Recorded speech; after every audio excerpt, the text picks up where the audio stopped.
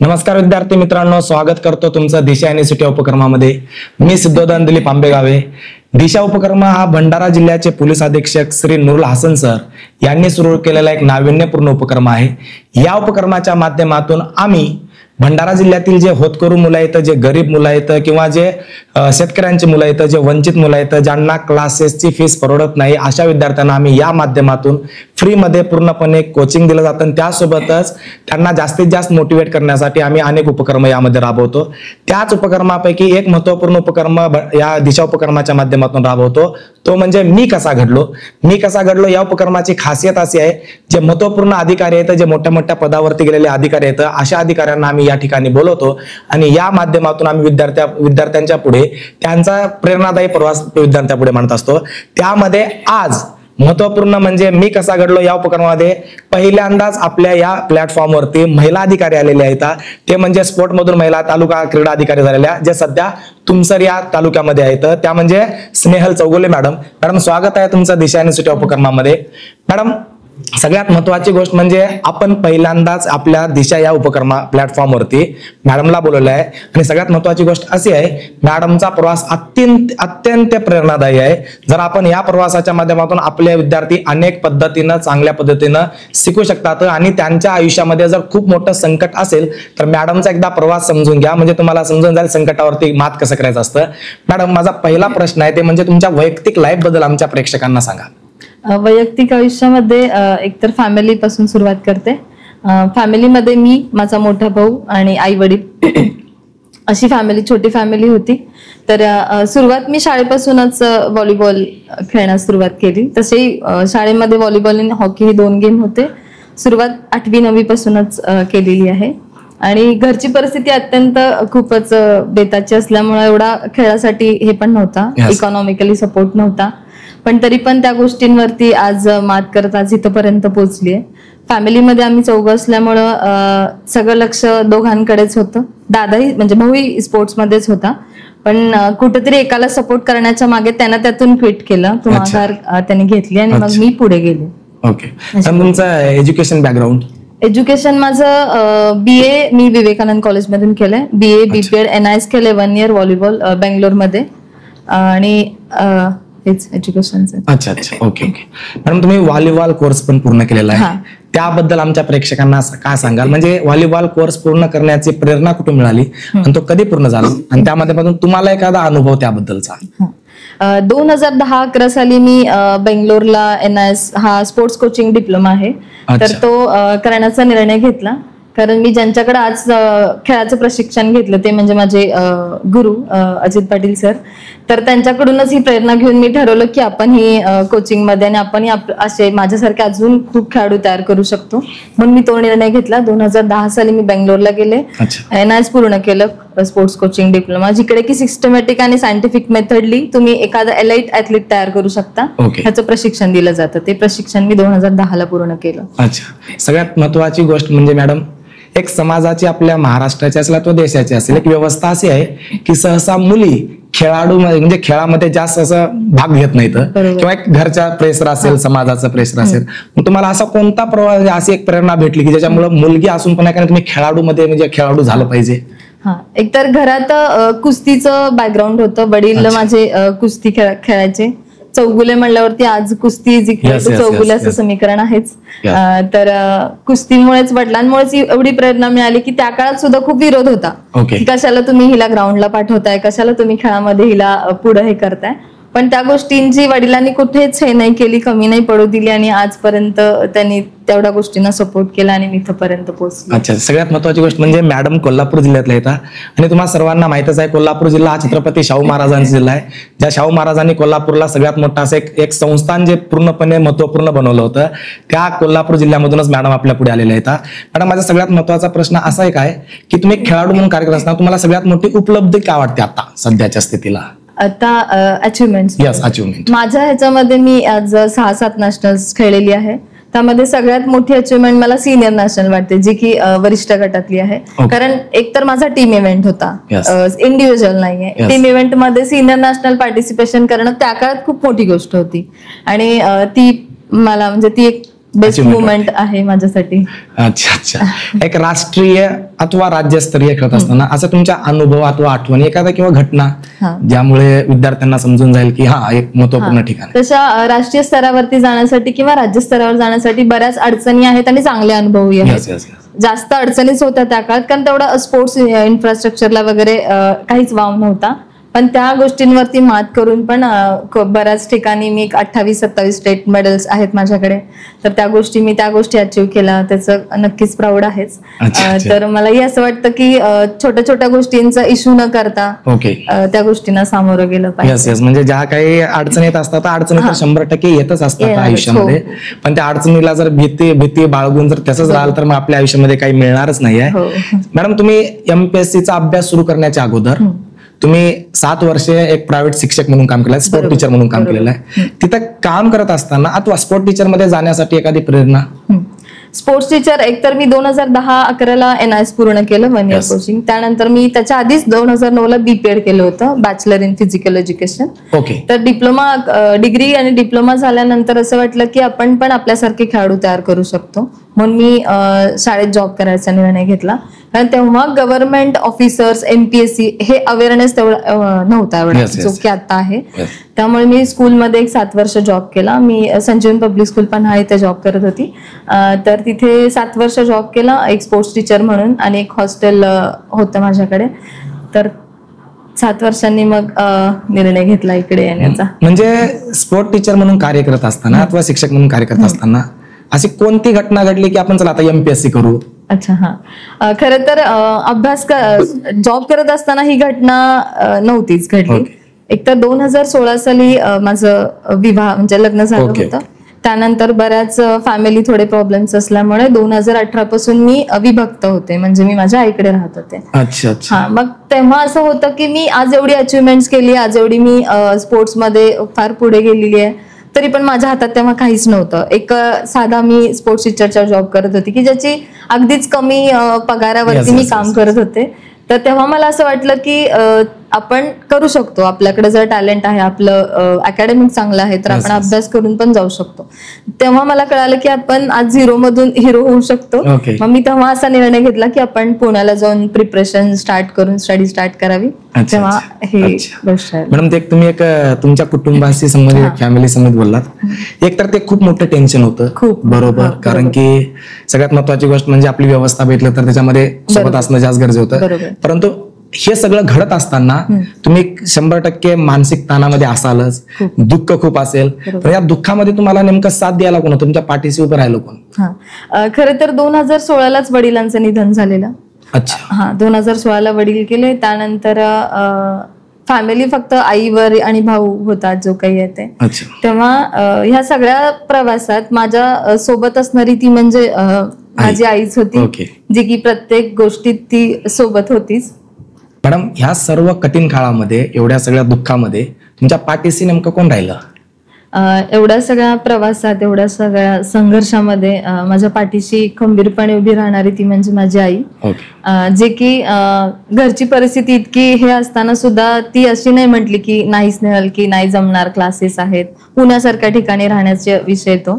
तर आईने एवढी साथ दिली की माझ्या परीक्षेच्या काळामध्ये सुद्धा परत एखादा रिझल्ट जरी 3-4 मार्काने गेला तरी आई तेव्हाही सोबत होती, आणि एवढ्या सगळ्या प्रवासात दिलेली आईनीच साथ आहे शेवटपर्यंत. मॅडम, माझा एक महत्वपूर्ण प्रश्न असा आहे, MPSC तशी खूप अवघड आहे. बरोबर. विद्यार्थी अभ्यासासाठी येतात, कधी कधी त्यांना रिझल्ट येत नाही, तसंच बाहेर जातात.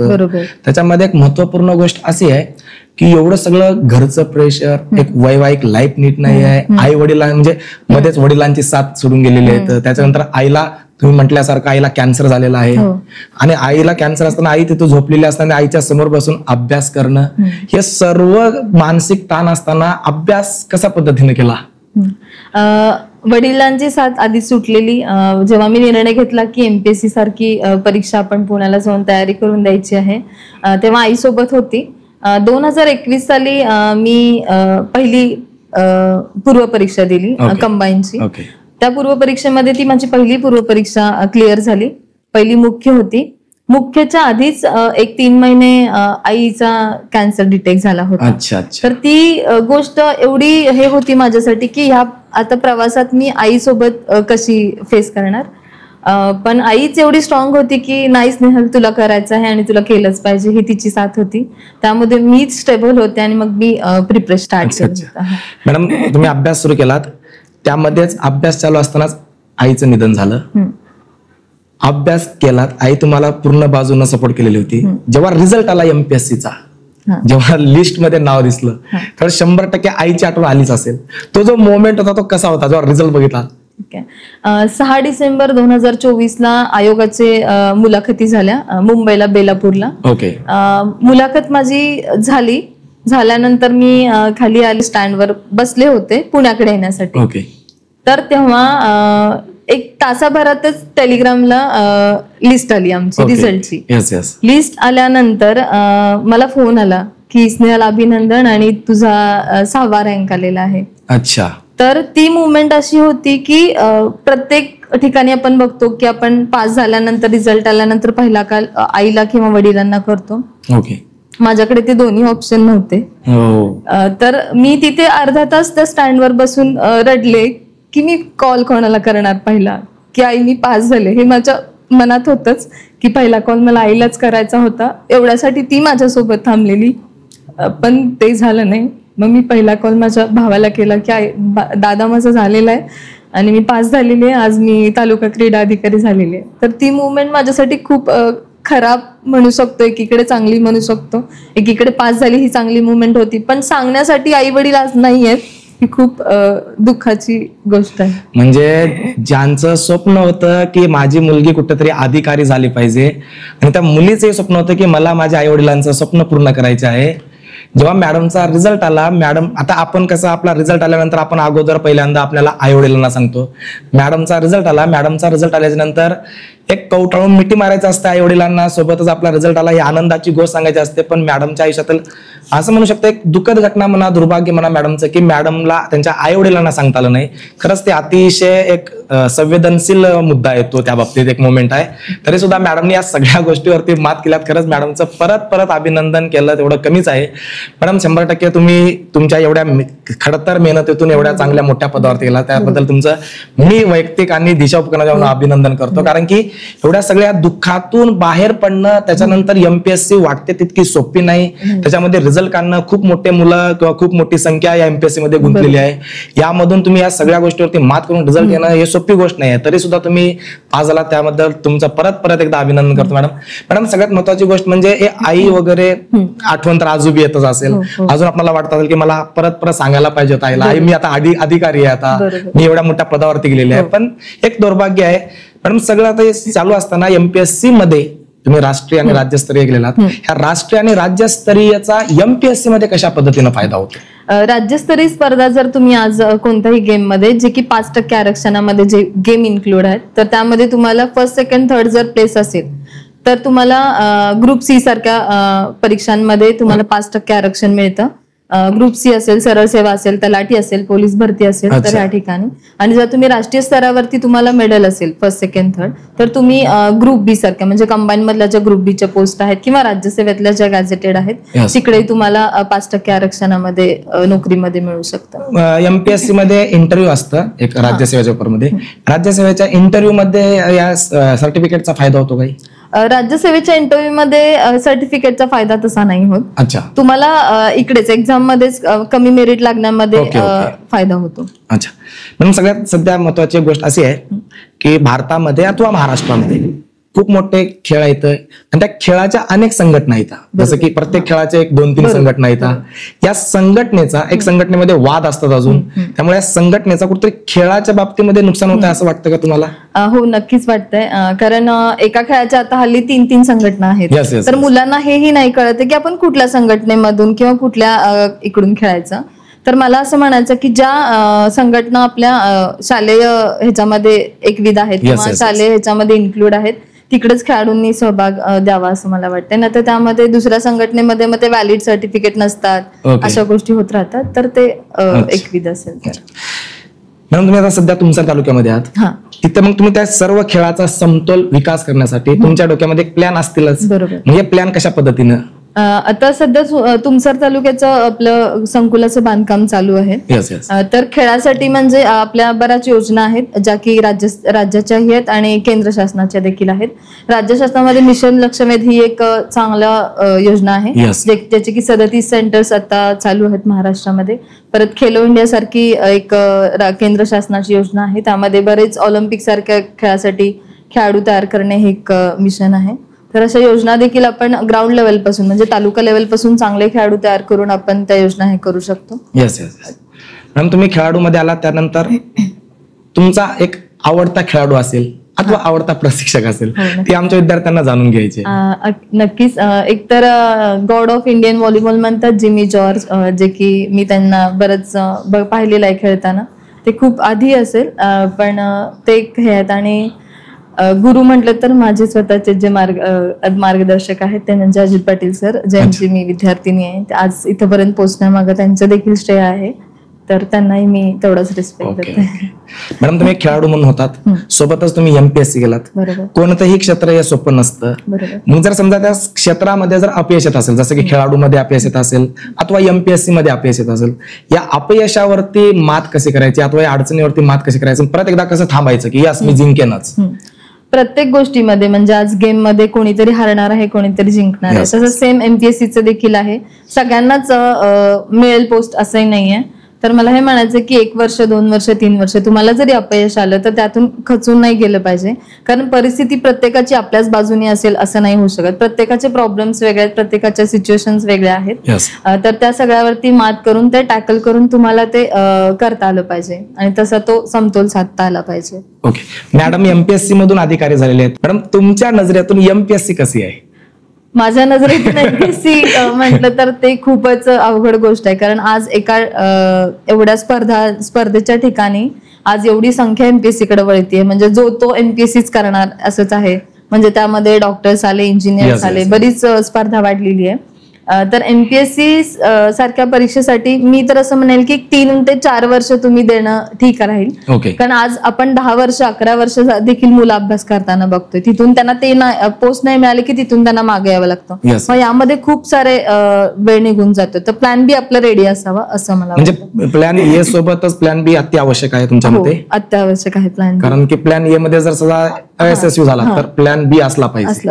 अच्छा, म्हणजे MPSC करत असताना प्लॅन ए मध्ये किती गुंतायचं किंवा किती दिवस करायचं आणि त्यासोबतच प्लॅन बी वरती बी चांगल्या पद्धतीने आपण वर्क करायचं, ह्याच्यासाठी मॅडम मार्गदर्शन करता येतं. सगळ्यात महत्वाची गोष्ट म्हणजे मॅडम एक उत्तम क्रीडा अधिकारी यामध्ये एक असा कोणता गुण असला पाहिजे एक उत्तम क्रीडा अधिकारी म्हणून? उत्तम क्रीडा अधिकारी होण्यासाठी एकतर सर्वप्रथम आपण खेळाडू आहोत हे जाणीव महत्वाची आहे. जोपर्यंत आपण खेळाडूच्या भावनेतून बघत नाही, त्याला येणाऱ्या अडचणी, त्याला येणारे कुठले प्रॉब्लेम्स आहेत किंवा मॅचेससाठी जाण्यासाठी कुठले प्रॉब्लेम्स आहेत हे स्वतः जाणून जोपर्यंत आपण नाही घेत तोपर्यंत उत्तम क्रीडा अधिकारी नाही होता येणार. अच्छा, एक उत्तम क्रीडा अधिकारी होण्यासाठी तो प्रॉब्लेम्स जाणून घेतले पाहिजे. म्हणजे एक विद्यार्थ्यांसोबत अथवा जे काही स्पोर्ट्स वाले तर स्वतः तुम्ही एक खेळाडू असेल तर ते तुम्ही जास्त चांगल्या रीतीने म्हणजे एक अधिकारी म्हणून असण्यापेक्षा एक मित्र असणं जास्त गरजेचं आहे. खेळाडू असणं हे जास्त. Okay yes. सगळ्यात महत्वाची गोष्ट म्हणजे तुमचा प्रवास हा अत्यंत प्रेरणादायी आहे. तुमच्या प्रवासातून 100% विद्यार्थी चांगल्या पद्धतीनं आपल्या जीवनामध्ये त्याचा अंमलबजावणी करण्याचा प्रयत्न करतीलच. आणि सगळ्यात महत्वाची गोष्ट म्हणजे एवढ्या सगळ्या संकटावरती मात करणं आणि त्याच्यानंतर अधिकारी होणं, परत त्या सगळ्या गोष्टीला हसत खेळत लोकांच्या पुढे येणं, हे वाटतं तितकी सोपी गोष्ट नाही आहे. मॅडम, आम्ही एक हा दिशा उपक्रम जो सुरू केलेला आहे, या दिशा उपक्रमाच्या माध्यमातून आमच्या विद्यार्थ्यांना कोणत्या पद्धतीने मार्गदर्शन करा अथवा कोणत्या पद्धतीने सांगाल की त्यांनी आपल्या स्पर्धा परीक्षेमध्ये आलं पाहिजे तुमच्या माध्यमातून? स्पर्धा परीक्षा ही अशी आहे की आज तुम्हाला एक समाजामध्ये एक चांगली इमेज म्हणा किंवा समाजामध्ये आज तुम्हाला व्हॅल्यू एक तुमच्या पोस्टमुळे मिळू शकते किंवा तुम्ही जे अचीव्ह केलं त्यामुळे मिळू शकते. तर स्पर्धा परीक्षेमध्ये येत असताना प्लॅन बी असलाच पाहिजे हे मी म्हणेलच. पण तुम्ही ती पोस्ट किंवा ते तुम्हाला जे गोल अचीव्ह करायचं ते करण्यासाठी जो काही प्रयत्न असेल, जो काही जिद्द असेल ती सोडली नाही पाहिजे. आणि बरेच आज विद्यार्थिनीकडे येताना दिसतात, बऱ्याच मुलींमध्ये हे प्रॉब्लेम्स आहेत, बऱ्याच मुलींच्या मध्ये ह्या गोष्टी होत राहतात. कोणी पुढे येतं, कोणी बोलत नाही. तर आज मला हा प्लॅटफॉर्म मिळाला, इतका चांगला प्लॅटफॉर्म आहे की त्यातून मी हा चांगला संदेश देते मुलींना की प्रत्येकाच्या बाबतीत काही ना काही गोष्टी होत राहतात, तर त्या खचून न जाता आजपर्यंत ते साध्य केलं पाहिजे असं मी म्हणेन. मॅडमच्या प्रवासातून आपण एक गोष्ट समजू शकतो की संकट आपल्या आयुष्यामध्ये असतातच आणि प्रत्येकाच्याच आयुष्यामध्ये असतात. काही संकटाची मर्यादा जास्त खालीवरी असू शकते, परंतु विना संकटाचं सक्सेस मिळणार पण नाही. आणि सगळ्यात महत्वाची गोष्ट म्हणजे मॅडमचं जर यश बघाल तर मॅडमचे असे अतिशय खडतर, म्हणजे असं म्हणू की पर्वता एवढं संकट मॅडमच्या पुढे थांबले होतं. त्या पर्वता एवढ्या संकटावरती मात करून मॅडम आपल्या पुढे एक अधिकारी म्हणून थांबले होतं. या मॅडमच्या जीवन प्रवासातून तुम्ही 100% आपल्या जीवनामध्ये अंमलबजावणी करा आणि तुमचं जे काही स्वप्न आहे ते पूर्ण करा. दिशा उपक्रम हा भंडारा जिल्ह्यातल्या विद्यार्थ्यांसाठी सुरू केलेला आहे, जे एमपीएससी UPSC पुण्यामध्ये जाऊन करू शकत नाही किंवा जे गरीब मुलं आहेत यांच्यासाठी हा एक प्लॅटफॉर्म सुरू केलेला आहे. तुमच्या नजरेने अथवा तुमच्या दृष्टिकोनातून भंडारा जिल्ह्यातल्या जे विद्यार्थी आहेत त्यांना काय संदेश द्याल? खरं तर तुमच्या उपक्रमाचंच नाव आहे प्रकल्प दिशा. तर एक योग्य दिशा देण्यासाठीचा जो तुम्ही प्लॅटफॉर्म आज चालू केलेला आहे तो अत्यंत म्हणजे सुखकर म्हणता येईल. कारण आज बऱ्याच मुलांची परिस्थिती म्हणा किंवा बऱ्याच मुलांना उपलब्ध होत नाहीत ऑनलाईन क्लासेस किंवा ऑनलाईन गोष्टी, तर तुम्ही इथून बसून तुम्हाला देता येतात, मुलांपर्यंत पोहोचता येतं, हे महत्वाचं आहे. पण प्रत्येकाचीच परिस्थिती नसते पुण्यासारख्या ठिकाणी जाऊन राहणं, तिथले क्लासेस जॉईन करणं. तर हा प्लॅटफॉर्म अत्यंत म्हणजे छान आहे आणि मुलांपर्यंत पोहोचण्यासाठी अगदी योग्य प्लॅटफॉर्म आहे. तर मी कौतुक करते ह्या गोष्टीचं की भंडारा पोलिसांनी जो किंवा आता जे SP साहेब आहेत नूरुल हसन सरांचं, की त्यांनी हा प्लॅटफॉर्म उपलब्ध करून दिलेला आहे. दिशा उपक्रम तर तुमच्या पाठीशी नेहमीच असणार आहे आणि त्यासोबतच आपण अशाच पद्धतीने मॅडमचा जीवन प्रवास अजून वेगळ्या माध्यमाला तुमच्या पुढे आणता येते का बघू, यासाठी प्रयत्न करू. धन्यवाद मॅडम, तुमच्या बिझी शेड्यूलमध्ये तुम्ही इथं आमच्या दिशा उपक्रमाला भेट दिलात आणि चांगल्या पद्धतीने आमच्या विद्यार्थ्यांना मार्गदर्शन केलं, त्यासाठी मनपूर्वक आभार दिशा उपक्रमाचे. धन्यवाद.